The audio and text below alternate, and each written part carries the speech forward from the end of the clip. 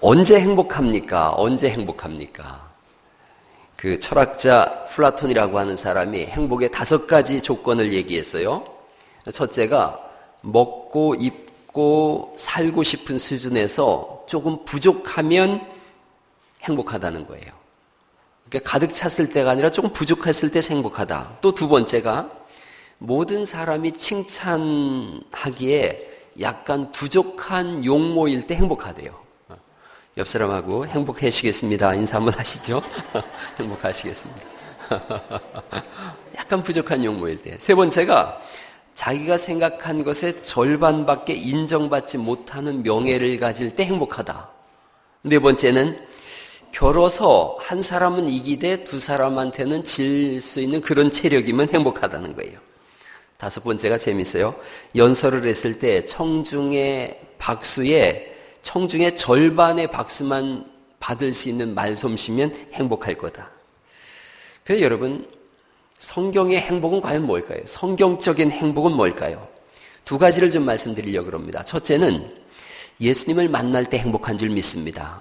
다른 거 없어요. 예수님을 만나라는 거예요. 그럴 때 그게 행복의 조건이에요. 예수님을 만나라 이거지요. 고기 잡는 베드로를 한번 보세요.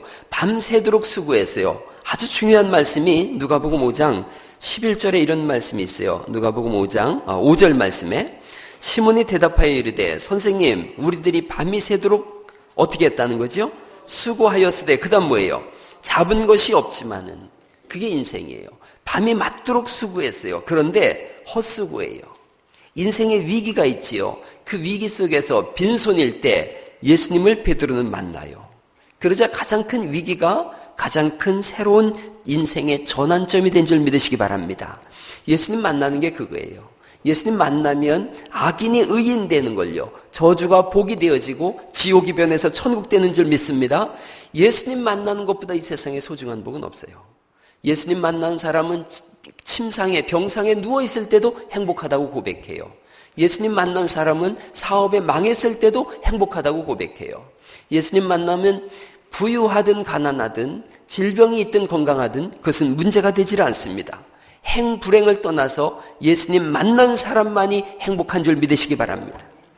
여러분 한번 스스로 생각해 보세요. 나는 과연 예수님을 만났는가 하는 거예요. 예수님을 만났는가. 아주 쉬워요. 연예인을 만났어요. 시장을 만났어요. 도지사를 만났어요. 대통령을 만났어요.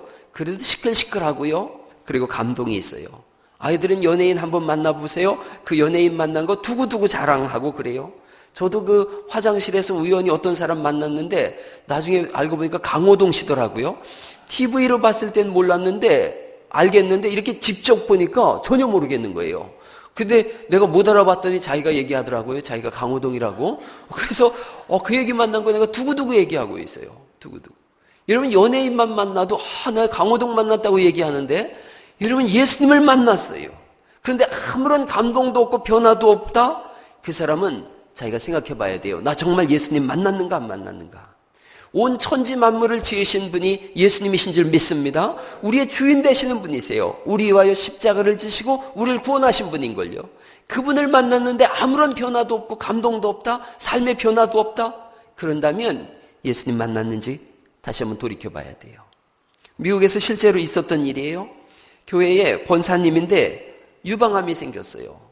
항암 치료를 받으면서 머리는 탁 빠지고 몸은 나무 토막처럼 말라가는 거예요. 목사님 신방 갔어요. 그런데 이 권사님이 그래도 감사해요. 그래도 감사해요. 감사라는 말을 계속 달고 살더라는 거예요. 그러더니 얼마 지나지 않아서 병이 기적적으로 치료됐어요. 그 목사님이 이런 고백을 하더라고요. 감사 앞에서는 암도 견딜 수 없더이다. 그런데 치유 판정을 받은 몇 달 뒤에 남편이 전립선 말기암이 걸린 거예요. 남편 안수집사님이시거든요. 전립선 말기암, 전립선암은 1부터 10까지 중에서 5 정도면 심각한 거래요. 근데 이분이 9가 나왔어요. 의사 선생님 이제 불가능하다 그래요. 그런데 이 안수집사님도 입에 감사를 달고 사는 거예요. 이만큼 산 것도 감사합니다. 하나님 앞에 감사하지요. 계속 감사를 얘기하는 거예요. 그러자 놀랍게 치료됐어요. 아멘. 그런데 또 조금 있다가 얼마 지나지 않아서 32살 된 이 장남이 회계사 시험에 합격했는데 말기 임파선암이 검출이 된 거예요. 세상에 2년 안에 이 가정에 엄마, 아빠, 아들이 다 암이 걸렸어요. 그런데 신방 갔더니 3명이 돌아가면서 감사를 고백하는 거예요. 우리 가정에 부족한 것이 있어서 하나님이 이런 훈련을 시키니까 얼마나 감사합니까? 그러는 거예요. 아들이 날마다 엄마한테 문자를 보냈는데 그 휴대폰으로 그 문자 내용이 병상에서 전부 감사하다는 거예요. 오늘은 이런 주사를 맞았는데 토하지 않았어요. 그래서 감사해요. 이래서 감사해요. 결론은 뭘까요? 그 청년 어떻게 됐을까요? 완치 판정을 받았어요. 의사가 고개를 도래도래 흔들면서 말하더래요. 도대체 암이 어디로 갔는지 모르겠다고. 뭐 어디로 가요? 감사 때문에 쫓겨간 것이지요. 여러분, 2년 동안 이 가정에 폭풍이 몰아쳤지만 감사가 그것을 덮은 줄 믿으시기 바랍니다. 예수 믿는 사람 다른 거예요. 행복한지 어떻게 아느냐? 아주 쉬워요. 그 입술에 감사가 있는가 없는가로 알 수 있어요. 아무리 웃고 신앙생활을 오래 하고 행복해 보여도요, 그 입술에 감사한 말이 없으면 실상은 불행한 거예요. 하루를 살아도 감사해요. 그가 행복한 사람이에요. 예수님 만날 때 속으로부터 터져나오는 감사가 있음을 믿습니다. 변화가 오는 거예요. 인생의 위기 속에서 빈손이라고 생각할 때 예수님을 적나라하게 만나고 그 예수님을 만남으로 인해서 인생의 모든 것이 역전된 줄 믿습니다. 베드로는 2번 예수님의 음성을 들어요. 깊은 데로 가서 그물을 내려라. 그 음성을 하나 듣고 만선이 됐어요. 자, 이거 가지고 이제 집에 가서 부유하고 넉넉하게 살 줄 알았는데 예수님 말씀하시죠. 사람을 낚는 어부가 되라. 그 음성이, 예수님의 음성이 그의 인생 전체를 바꿔놨어요. 예수님 만나면 인생 바뀌는 줄 믿습니다. 여러분 아시다시피 저는 가난한 농부의 아들로 태어났어요. 돈 버는 게 목적이었어요. 하도 너무너무 가난해서 돈 좀 벌으면 좋겠다. 돈 버는 게 목적이었어요. 그리고 조금 철이 드니까 정말로 내내 막 돈이 보이는 것 같더라고요. 어느 날 주님의 음성을 들었어요. 이사야서 43장 1절에 있는 말씀이에요. 여러분 잘 아는 말씀인데 같이 한번 읽어보시겠어요? 시작. 야곱아 너를 창조하신 여호와께서 지금 말씀하시느니라. 이스라엘아 너를 지으신 이가 말씀하시느니라. 너는 두려워하지 말라. 내가 너를 구속하였고 내가 너를 지명하여 불렀나니 너는 내 것이라. 이 말씀을 들은 거예요. 오, 주님이 나를 부르셨구나. 주님이 나를 지명하셨구나. 주님이 너는 내 것이다 그러셨구나. 그래서 제가 여쭙죠. 예수님 저를 왜 부르셨습니까? 그리고 성경을 읽는데 7절 말씀이 그런 말씀이세요. 내 이름으로 불려지는 모든 자 곧 내가 내 영광을 위하여 창조한 자를 오게 하라.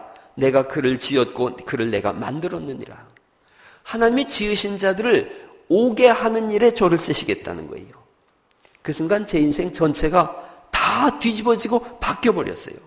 주님의 음성을 듣고 주님의 말씀이 내 속에 울려 퍼지는 순간 인생 전체가 바뀌었어요. 예수님 만나면 새로운 행복의 길로 접어드는 줄 믿으시기 바랍니다.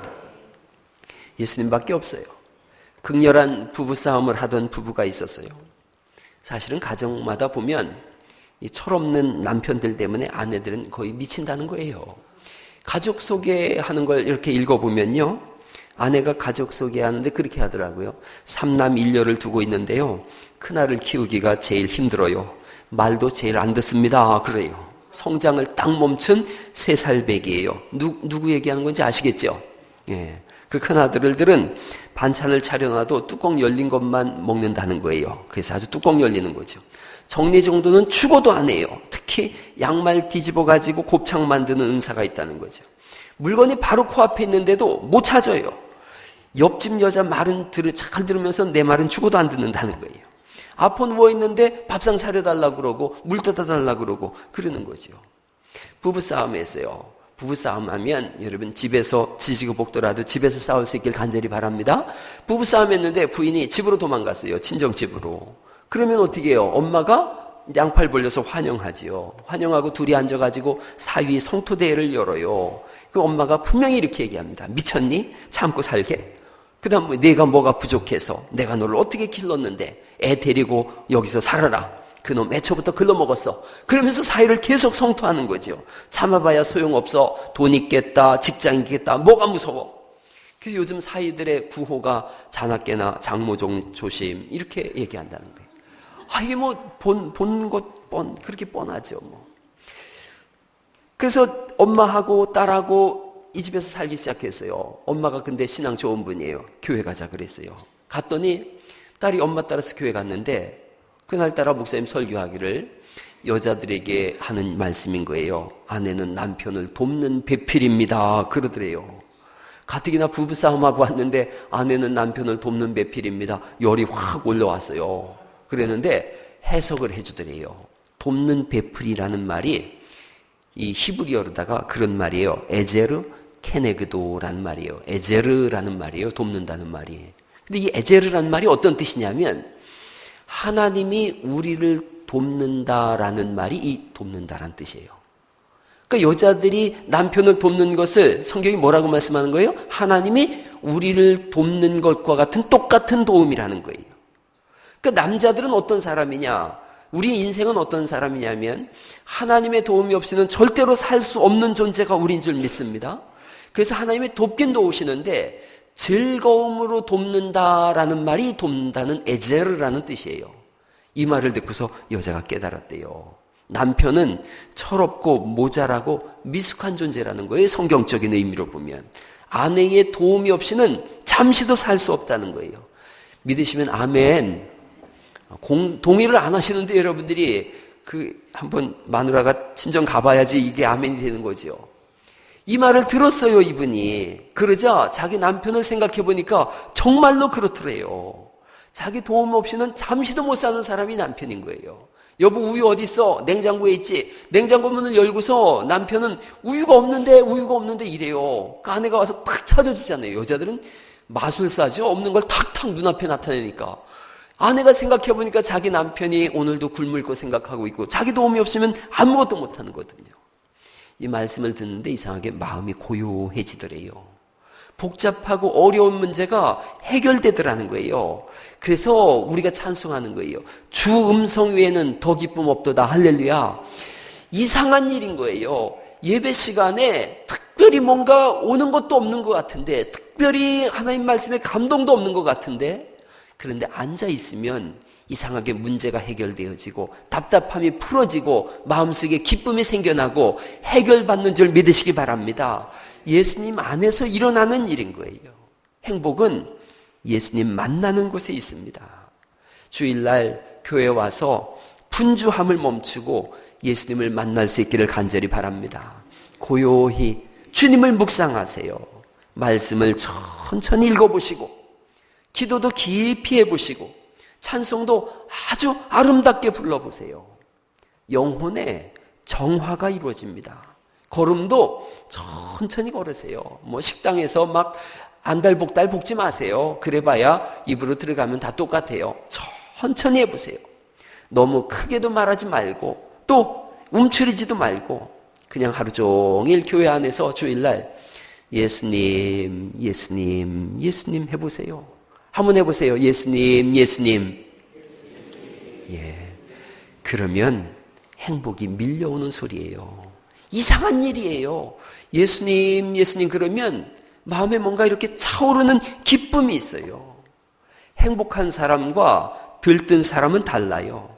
행복한 사람은 고요한 미소가 있어요. 평화가 있어요.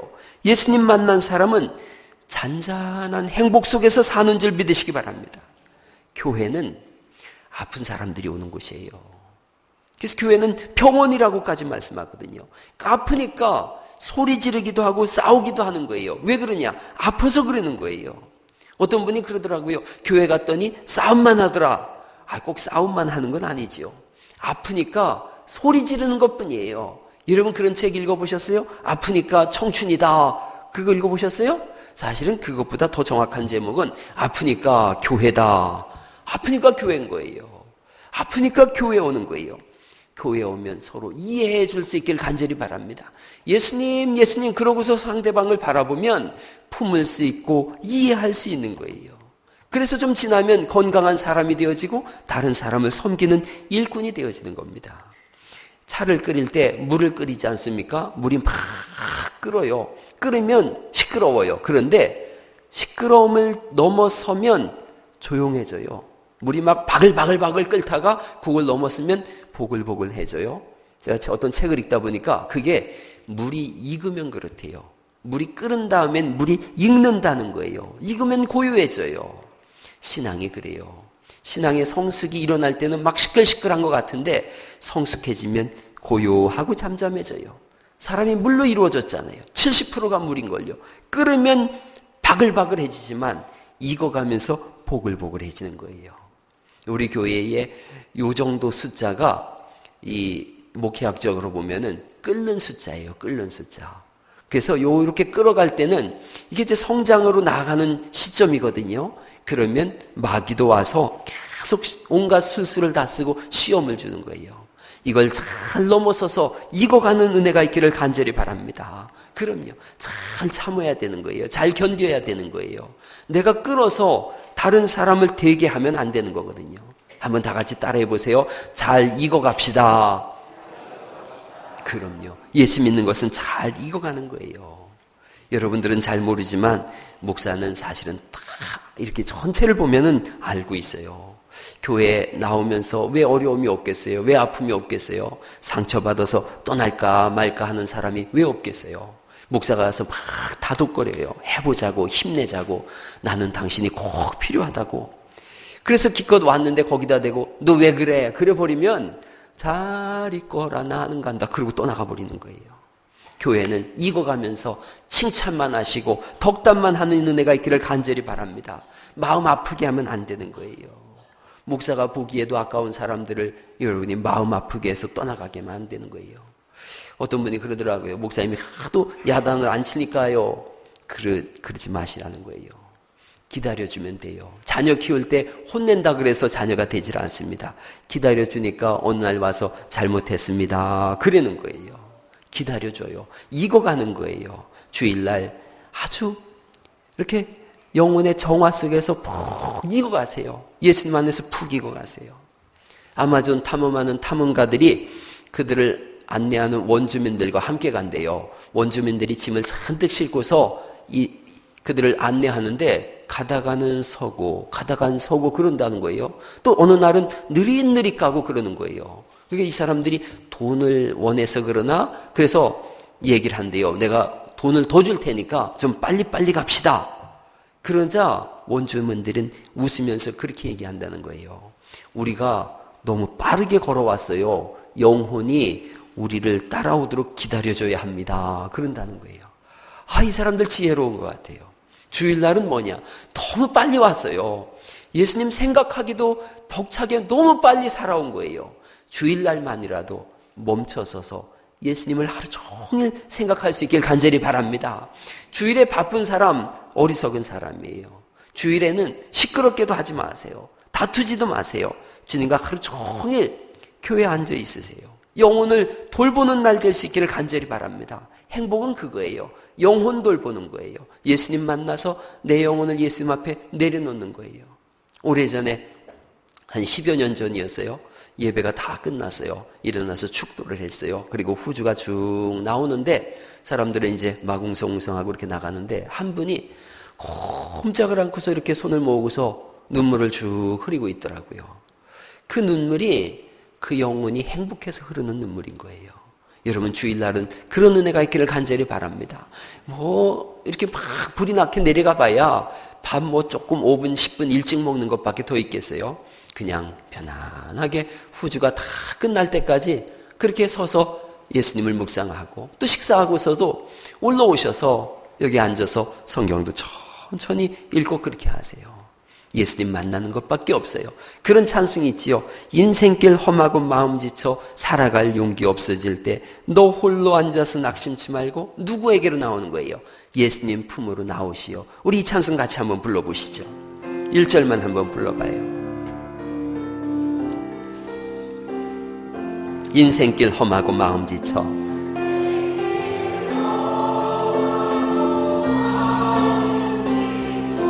살아갈 용기 없어질 때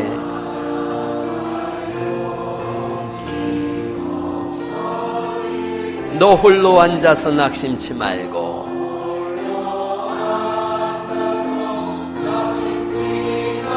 예수님 품으로 나오시오.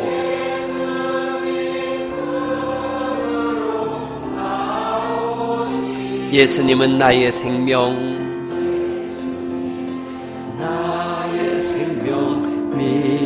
소망 사랑 대신이 십자가 보혈 자비의 손길로 상처 입은 너를 고치시리. 아멘. 예수님 앞에 나올 때 행복합니다. 행복의 두 번째 조건이 있어요. 두 가지 말씀드린다 그랬는데 행복의 두 번째 조건이 한번 읽어보실까요? 시작. 사람을 만나라. 사람을 만나라. 예수님을 만나라. 그리고 사람을 만나라는 거예요. 5장 10절에 이렇게 되어 있어요. 누가복음 5장 10절 말씀을 같이 한번 읽어보시죠. 시작. 세베대의 아들로서 시몬의 동업자인 야고보와 요한도 놀랐습니다. 예수께서 시몬에게 이르시되 무서워하지 말라. 이제후로는 내가 사람을 취하리라 하시니. 옛날 성경에는 내가 사람을 낚는 어부가 될 거다 그렇게 말씀하세요. 예수님께서 베드로에게 사람을 만나라는 거예요. 사람을 낚아라. 사람을 취하라. 또 다른 성경에는 사람을 얻으라 그렇게 되어 있어요. 인생 최고의 재산이 뭐냐? 사람이에요. 물질을 잃어도 명예를 잃어도 다 잃어도 사람을 잃는 것처럼 고통스럽지가 않습니다. 살면서 어떤 오해가 있거나 실수가 있거나 그럴 때에 떠나는 경우가 있어요. 그러면 돈을 잃은 것보다도 더 아픈 거예요. 명예를 잃은 것보다도 더 아픈 거예요. 전 2해 전에 수술했어요. 사람들이 뭐 갈릴리 와서 힘들어서 수술했냐 그런데 그렇지 않아요. 저는 이 사역이 상당히 재밌습니다. 설교도 즐겁고 성도님들 만나는 것도 즐겁고 그래요. 그런데 잃어서는 안 될 사람을 잃었을 때 저는 아파요. 다 잃어도 사람 잃지 않기를 예수 이름으로 축원합니다. 조지 벨런트라고 하는 분이 쓴 행복의 조건이라고 하는 책이 있어요. 아주 중요한 책이에요. 허버드 대학교에서 인생 성장 보고서로다 70년 동안 사람을 관찰한 것을 40몇 년에 걸쳐서 연구한 거예요. 언제 행복하냐, 이거 언제 행복하냐. 내용은 아주 쉬워요. 이런 내용이에요. 우리에게 일어났던 나쁜 일들이 우리 미래를 결정짓는 것은 아니라는 거예요. 행복한 노년은 우연히 만난 훌륭한 인물들 덕분에 보장되기도 한다. 그러니까 나쁜 일이 나를 불행하게 하는 것이 아니라 어떤 사람을 만났을 때 그 사람이 나를 행복으로 이끌어간다는 거예요. 중요한 얘기도 있어요. 은퇴하고 나서도 즐겁고 창조적인 삶을 누려라. 그리고 오래된 친구를 잃더라도. 그 얘기 뭐예요? 인생 사시면서 먼저 돌아가신 분들이 있지요. 오래된 친구를 잃더라도 젊은 친구들을 사귀는 법을 배우라. 그러면 수입을 늘리는 것보다 한층 더 즐겁게 살 수 있다. 여러분, 저는 굉장히 공감해요. 50대 이후 사람의 삶을 결정하는 가장 중요한 변수는 47살 이전까지 만들어 놓은 인간관계라는 거예요. 행복을 결정짓는 4가지 자질 중에서 가장 중요한 게 뭐냐? 사람들과 어우러져서 함께 일하려고 노력하는 자세라는 거예요. 행복을 결정짓는 변수가 뭐냐? 예수 안 믿는 사람들 입장에서도 그렇고 성경적인 관점에서도 그렇습니다. 예수님을 만난 다음에 사람을 만나는 거예요. 사람처럼 중요한 게 없어요. 결국은 사람입니다. 그래서 갈릴리 교회 한번 생각해 봤어요. 얼마나 좋은 사람들인지 많은지 모릅니다. 한 사람 한 사람이 정말로 소중한 사람이에요. 우리 교회 그 일남선교회가 있어요. 일남선교회가 우리 교회 제일 형님들이죠. 일남선교회가 식사 초대를 하면 제가 꼭 갑니다. 가면 얼마나 격려해 주는지 몰라요. 일남선교회 분들은 지혜가 있어요.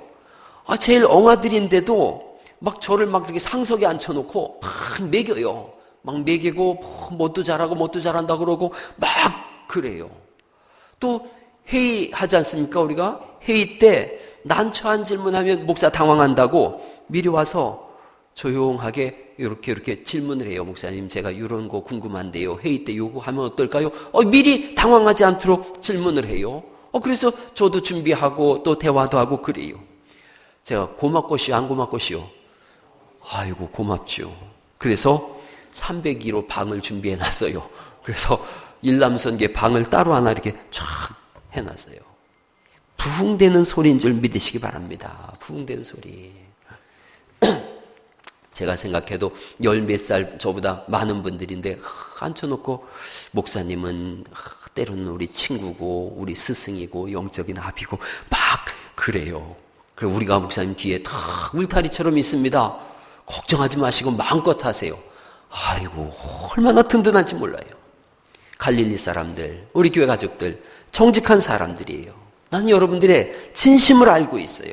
한 사람도 잃어버리고 싶지 않습니다. 때로는 우리 교회 성도들이 절벽 끝에 서 있는 그런 위태위태한 삶을 사는 분들도 있어요. 여러분 가서 쉽게 떠다밀지 않기를 간절히 바랍니다. 아픈 분들이 오는 거예요. 베드로도 고백하지 않습니까? 나는 죄인입니다. 고백해요. 그 얘기는 뭐예요? 나는 아픈 사람입니다. 그러는 거예요.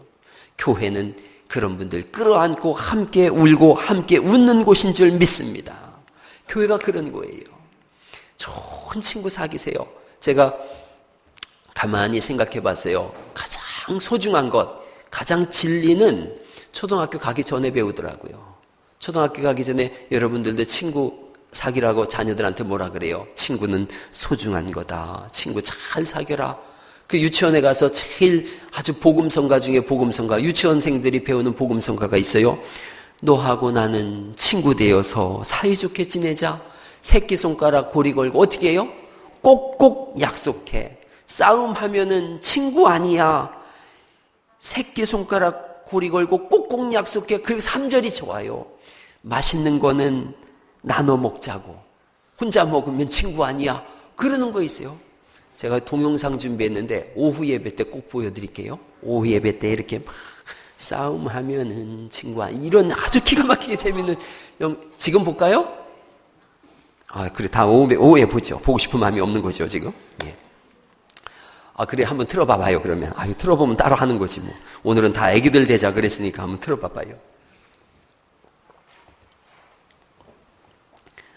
네? 네. 한번 해봐 들어봐요. 소리가 안 나. 소리가 안 나는데? 네. 아니 그냥 그 상태에서 소리 틀어봐봐요.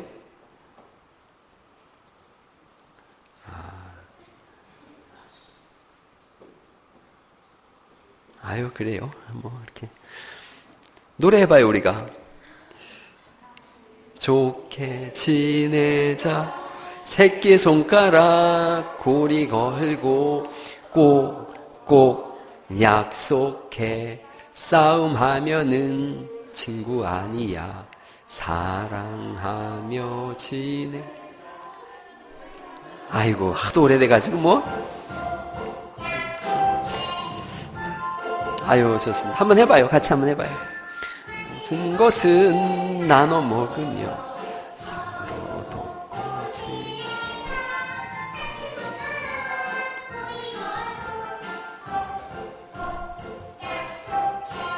할렐루야. 아유 이게 얼마나 난 복음성가인지 모르겠어요. 교회 안에서 이런 은혜가 있기를 간절히 바랍니다. 한번 옆 사람 새끼손가락 고리 걸고 한번 얘기해 보세요. 너는 내 소중한 친구야. 그럼요. 예.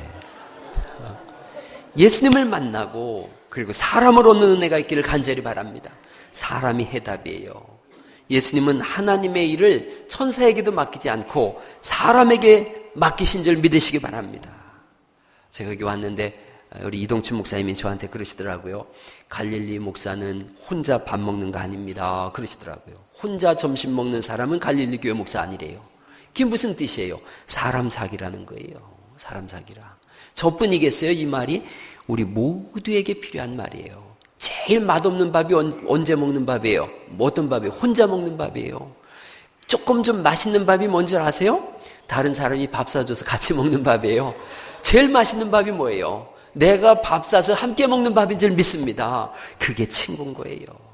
인생 살면서 여러분 자녀 교육 국영수 다 보내는 것보다 더 중요한 게 뭐냐? 친구 사귀라는 거예요. 친구 사귀라. 이런 말이 있어요. 세상을 살되 한 뼘이라도 더 넓게 살고 사람을 사귀되 한 명이라도 더 사귀며 기술을 배우되 한 가지라도 더 배우라. 상대가 강하면 너희를 바꾸고 너희가 강하면 상대를 바꾸라. 칭기스칸의 손자면서 중국을 정복한 쿠빌라이 칸의 유언이에요. 가장 중요한 핵심이 뭐냐? 사람을 사귀되 한 명이라도 더 사귀라는 거예요. 한 사람이라도 더 깊고 더 넓게 사귀는 은혜가 있기를 간절히 바랍니다. 사람 사귀면 행복합니다. 사람 얻으면 다 얻은 거예요. 마이크로소프트사의 이 대명사는 빌 게이츠예요. 그런데 그 회사를 만든 사람이 누구냐? 빌 게이츠인 친구인 스티브 발머라고 하는 사람이에요. 이 사람 스티브 발머예요. 지금은 마이크로소프트사의 주식을 제일 많이 가지고 있는 사람이에요. CEO가 됐다가 이제 은퇴한 사람이에요. 이 사람이 처음에 인력 채용 담당자였어요.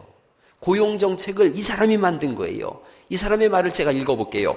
우리 회사는 확고한 정책을 가지고 있다.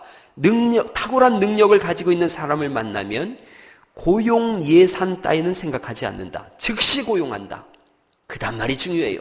세상에는 일상에 단 한 번 만날 수 있는 사람들이 있다. 세상에는 일생에 단 한 번 만날 수 있는 사람들이 있다. 그 사람들이 여러분임을 믿으시기 바랍니다. 여러분이 일생에 단 한 번 만날 수 있는 가장 소중한 사람이에요. 여러분을 통해서 하나님 나라가 이루어지는 걸요. 제가 그 시 좋아해요. 정현종의 방문객이라는 시가 있어요. 정현종의 방문객. 같이 한번 읽어보시겠어요? 천천히 같이 한번 읽어보죠. 시작. 사람이 온다는 것, 실론, 어마어마한 일이다. 그는 그의 과거와 현재와 그리고 그의 미래와 함께 오기 때문이다. 한 사람의 일생이 오기 때문이다. 부서지기 쉬운, 그래서 부서지기도 했을 마음이 오는 것이다. 그 갈피를 아마 바람은 더듬어 볼 수 있을 마음. 내 마음이 그런 바람을 흉내낸다면 필경 환대가 될 것이다. 어떻게 내가 하고 싶은 말을 여기다 이렇게 다 집어넣는지 모르겠어요. 여러분, 한 사람의 일생이 오는 거예요. 어마어마한 사람이 오는 거예요. 그 오는 사람은 강철 같은 마음을 가지고 오질 않습니다. 부서지기 쉬운 마음을 가지고 오고요. 또 때로는 부서진 마음을 가지고 와요. 그런데 바람이 그 마음을 이렇게 감싸듯이, 푸근하게 감싸듯이 우리가 그 마음을 감싼다면 최고의 환대가 된다는 거예요. 교회 새로운 사람들이 정착률이 굉장히 낮아요. 10명 오면 1명 정착한대요. 왜 정착을 못하느냐? 부서지기 쉬운 마음을 가지고 왔어요. 때로는 부서진 마음을 가지고 왔어요. 그런데 교회 안에 따뜻한 봄바람으로 품어주는 게 없는 거예요. 그러면 환대가 안 되기 때문에 왔다가 그냥 가는 거지요. 마음 털어놓고 이야기할 수 있는 친구 하나만 있어도 날마다 입안에 털어놓아야 될 약 한 움큼보다도 더 낫다고 하는 거예요. 그 친구가 교회 안에 있을 수 있길 간절히 바랍니다. 친구 둘만 있으면 그 교회 못 떠난다는 거예요. 어떤 분들이 그래요. 아유, 교회 친구는 세상 친구만도 못하다고. 그렇지가 않습니다. 마음을 다 열고 진짜 친구가 되보세요. 그러면 그 사람보다 소중한 사람 없어요. 살다 보면 오해도 있고 다툼도 있어요. 죽고 못 산다고 하는 사람들끼리 결혼하고도 날마다 싸우지 않습니까? 그럴 때라도 다 생각하세요. 제가 오래전에 읽은 시 중에 그 시 한 번 불러드렸지요. 한 번도 상처받지 않은 것처럼 사랑하라고요. 처음 만난 것처럼 그렇게 사귀세요. 그렇게 사는 사람 행복한 사람이에요. 예수님 만난 사람 행복하고요. 예수님 안에서 사람 만나는 사람 행복한 거예요. 사람을 얻으세요. 사람을 품으세요. 3년 전에 제가 미국을 갔었습니다. 미국에서 가장 힘 있는 교회는 워싱턴에 있는 지구촌 교회예요. 아주 미국에서 가장 힘 있는 그런 교회예요. 그런데 그 교회 담임 목사님이 우리 가족을 데리고 하루 종일 워싱턴 구석구석을 다니면서 사진을 찍어주고 소개를 해주고 하루 종일을 그러는 거예요. 그 바쁜 양반이. 한국에 왔어요. 한국에 왔는데 미국에서 소포가 나와서 보니까 찍은 사진에 우리가 가봐서 뭐 들어봐야 뭐 어디가 어딘지 알아요. 여기는 FBI 건물입니다. 여기는 뭡니다. 하는데 하나도 모르겠는데 왔는데 글쎄 사진에다가 전부 장수를 다 담아가지고 DVD에다가 그 사진을 넣고 그걸 또 동영상을 만들고 그래서 저한테 보내온 거예요. 제가 아내한테 얘기했어요. 저분은 하루를 투자해서 내 인생을 샀다고. 그분이 한국에 왔어요. 무슨 집회한다 그래서 우리 교회에서 그래서 집회 열어드렸죠. 김만풍 목사님이에요. 하루를 통해서 저를 샀더라고요. 우리 교회에 한 2달 전에 세금 문제로다가 어려움이 있었어요. 우리 교회 가족들한테 제가 얘기를 안고서 해결을 보려고 그랬어요. 우리 교회 성도님을 통해서 세무사에게 합당한 도움을 요청했어요. 무슨 부당하게 하라는 것이 아니라 합당한 도움을 요청했어요. 2억 4천만 원 정도의 세금이 나왔는데 그분이 우리 교회 자료를 다 취합해가지고 문제를 해결했어요. 세무사 비용을 드려야 되는데 우리 교회 돈이 없잖아요. 그래서 제가 얘기했어요. 나를 드릴 테니까 나를 사세요. 그랬어요. 세무사님이 뭔 일을 하든 내가 발보고 도울 테니까 나를 사세요. 우리 교회 돈 없어요. 그랬어요. 두 말도 하지 않고 그렇게 하겠습니다. 그랬어요. 그분은 며칠 투자해서 저를 샀어요. 사람 샀으니까 그분 나름대로 성공한 거예요. 여러분, 우리는 하나같이 다 소중한 사람들이에요. 여러분은 저한테 아주 중요한 사람이에요. 저도 여러분한테 무척이나 중요한 사람입니다. 제 설교를 쓰면서 생각해 봤어요. 저는 여러분의 담임 목사예요. 여러분의 영혼을 붙들고 기도하는 사람이에요. 여러분 가정 전체를 하나님 앞에 놓고 기도하고 하나님께서 여러분의 가정 속에 복을 주시도록 비는 사람이에요. 여러분의 가정에 아이가 태어나면 제가 기도하지요. 제가 그 아이 자라면 주례를 합니다. 여러분, 죄송한 얘기지만 여러분이 생을 마감하면 제가 복음을 전하고 장례를 치르는 사람이 저예요. 저는 여러분을 사랑합니다. 여러분이 차를 샀다 그러면 실제로 제 차를 산 것보다 훨씬 더 좋아요. 누가 집을 샀다 그러면 밤에 좋아서 잠이 잘 안 옵니다. 저는 여러분 자녀들의 대부입니다. 제가 험한 세상, 여러분이 인생 마감할 때 여러분 자녀들을 누구에게 맡기겠어요? 여러분 자녀의 영혼을 여기 있는 목사한테 맡길 때 제일 편안해요. 저는 거듭난 목사입니다. 저는 제 나름대로 생각해요. 하나님이 이 시대에 쓰는 목사 저라고 생각해요. 왜냐하면 저는 사심이 없거든요. 목회를 하고 있고 영혼을 돌보는 일이 제 평생에 가장 즐겁고 생명을 거는 일이에요. 여러분의 가장 좋은 친구자, 동역자이자 때로는 스승이기도 합니다.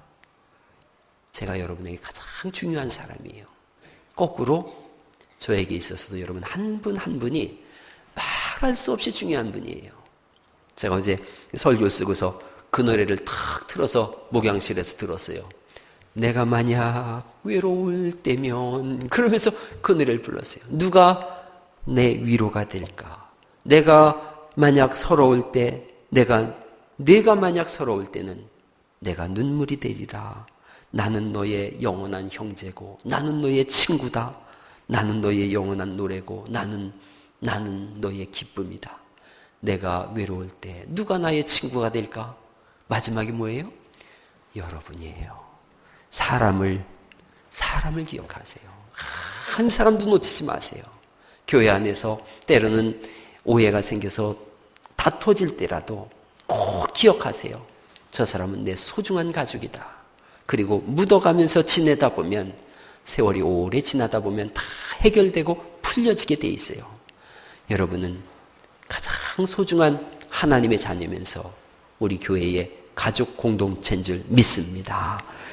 여러분이 지쳐서 기도할 수 없고 눈물이 빗물처럼 흘러내릴 때 여러분을 위해서 예수님 기도하시고 성령님 탄식하시지만 아무도 모르게 어떤 누군가가 여러분을 위해서 기도하고 있습니다.